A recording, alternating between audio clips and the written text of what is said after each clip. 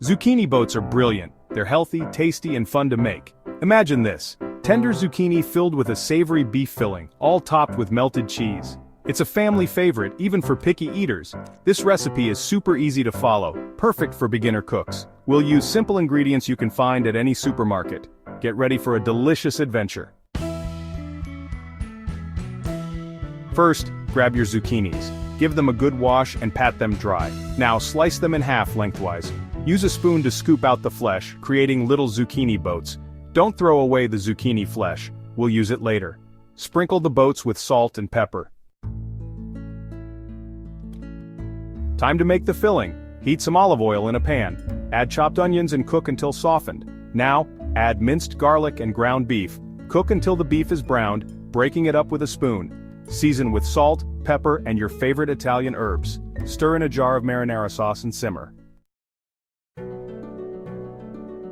Section 4. Loading up the zucchini boats. Preheat your oven to 375 degrees Fahrenheit, or 190 degrees Celsius.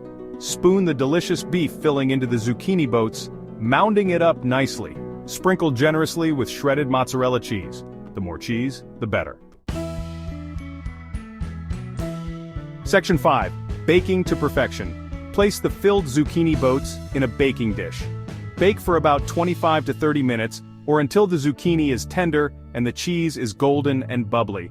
Keep an eye on them while they bake. The aroma will fill your kitchen. Section 6. Setting sail for deliciousness. Once baked, remove the zucchini boats from the oven and let them cool slightly. Serve them hot, garnished with fresh parsley or basil for a touch of freshness. These zucchini boats are delicious on their own, but you can also serve them with a side of crusty bread, a fresh salad, or your favorite pasta.